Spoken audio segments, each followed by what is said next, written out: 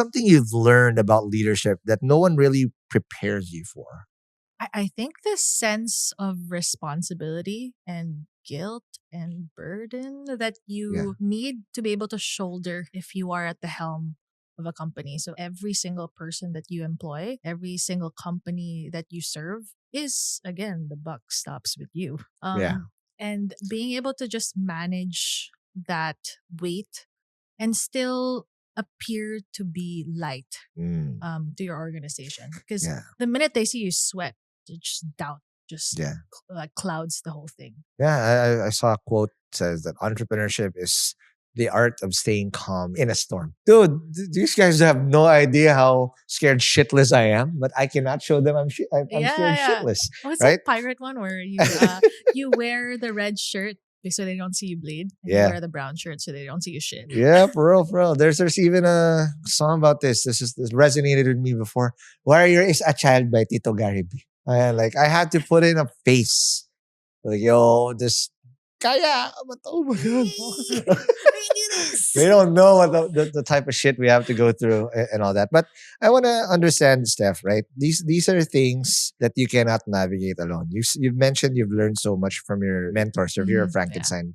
But I want to understand what type of profound advice, because we can never do this alone, right? Right. This is a team sport. Yes. And a team sport requires coaches and mentors, your peers, and everyone else in between. What type of advice did you receive that left an indelible mark to you to mold you into the leader that you are now? And who did it come from? Well, I get a lot of advice from Okay. my mentors. I think the one that I still apply to this day is what Glenn said about social capital. Like, social capital is creating relationships and building bridges, regardless if it's going to give you an instant benefit, because it's something that you put in the bank and it'll, get interest as time passes. And there are a couple of people that when I was maybe in my early 20s have worked with that I built a nice relationship with out of nothing, just to help each other. Just be We're all kind. Just be struggling nice. early 20-year Right. olds.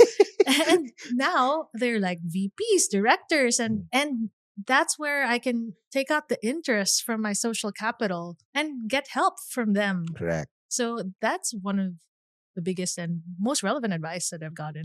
No, totally agree. And in the realm of social capital, right? When you plant those seeds, because what people don't never underestimate those little random acts of kindness, or Yeah. just checking in with people, Yeah. or just being helpful, adding value in Exactly. small little things. Do the intro, do the commend them, public little things, because these things are technically establishing a reputation that you built. And unfortunately, a good rep is earned in spoons. Yeah. But the flip side of this is if you fuck this up and it's lost in buckets. Yes. I've lost a few buckets. And then I hope that in hindsight, like, shit, I wasn't thinking straight there. So nowadays, as a not young, old na, sorry. As an old 30, late 30s, my God. That's still young. That's what I tell myself at night. That's what I also tell my wife. We're still young. Ouch. It's something that I really protect, because I didn't come from privilege. The only reason I'm here is I built so many bridges that help me navigate through the pyramid of life. And if I fuck up my social capital, I'll be straight down at the bottom of obscurity again. And I don't want to go back. It's dark there, right? I don't want to eat, cheap ass food no more. I like it here. And it took a while, made a lot of mistakes, burnt a few bridges. But what I have, I really, really nurture, because one thing about social capital, and let me know if you agree, it's a gift that keeps on giving. Yes, exactly. Because if you reciprocate value over time, you can just take and take and take. You have to give, plant, yeah. Right? The opportunities will be endless. I love it. Okay, last few questions before I let you go.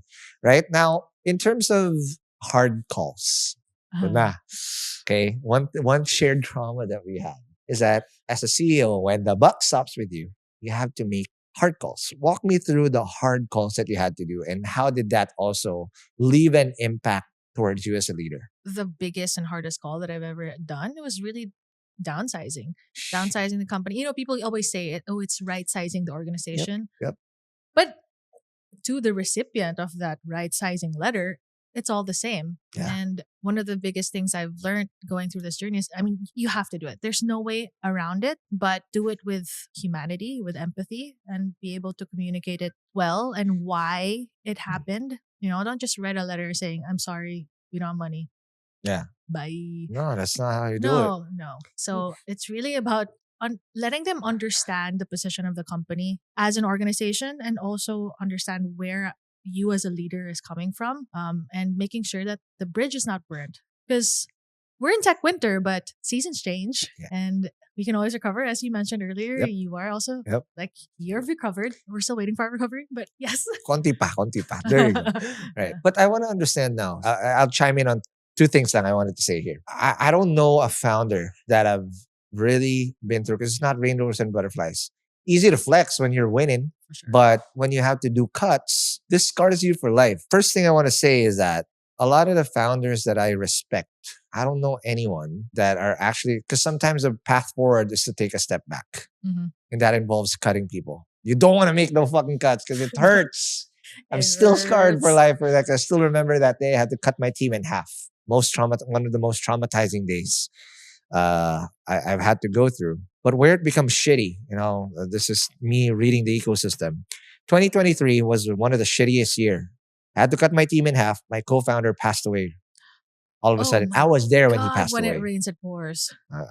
I can ask people for advice on the cutting of people, because people have done that. How do you fucking move on from someone passing right in front of you, and you still have to rally the I'm ship? so sorry about that. Nah, it's all good. I can now. If you need ever advice, hope I don't wish it on you. I've been through it. Okay, but what hurts me the most, not really personally, what hurts me in the realm of the startup ecosystem is when people, I didn't have to cut my team in half. Because again, startup life comes in seasons. Inevitably, you're going to hit the same wall we do. And if you look down on people that were going through this shit, and once you're there and you're one of those assholes that look down on it, nobody's going to be there for you when you do this. Because here's a perfect example. 2023, I had to go through this. I have this profound, Tasha na naman. Tasha has so much core memory things that we do. Philippine Startup Week 2023. Yeah. I was in a panel with Roland Ross and Jojo Malolos. Roland Ross of Kumu, Jojo Malolos of Paymongo, and me. Tasha just asked a simple question. How was this year for you?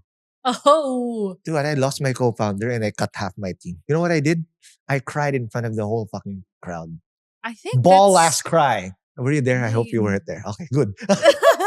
Oh my gosh. I I cried. don't know how the I crowd cried. react. It's a simple question that in a normal day, I was like, we're okay. We're doing this. Flex. If you're winning, it's easy to flex. For sure. But how do you come clean when you're doing that? I don't know how many people said that, buti nga, whatever. But it didn't matter. That takes a lot of courage to say it up front and And showing here's the that thing, it vulnerability. didn't stop with me. The back did not stop with me. Roland Ross of Kumu. Because I started crying. He started crying too. I love it.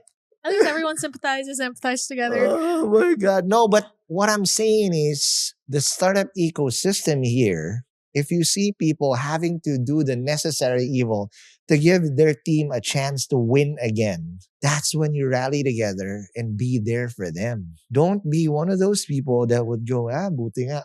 At kami, wala kami yan. I will never go through that. No, you will go through or that. the vultures. Guess who's going through that now? A lot of people, again, I'm not worrying, but I'm here to help navigate. It's inevitably you have to do. A lot of startup founders or startups now, in order to make it to the storm, have to make cuts. Inside Innovation Stories from 917 Ventures is brought to you by HustleShare. To learn more about the hustle behind the venture builder, tune in to the full episode because there's more lessons to learn with every story.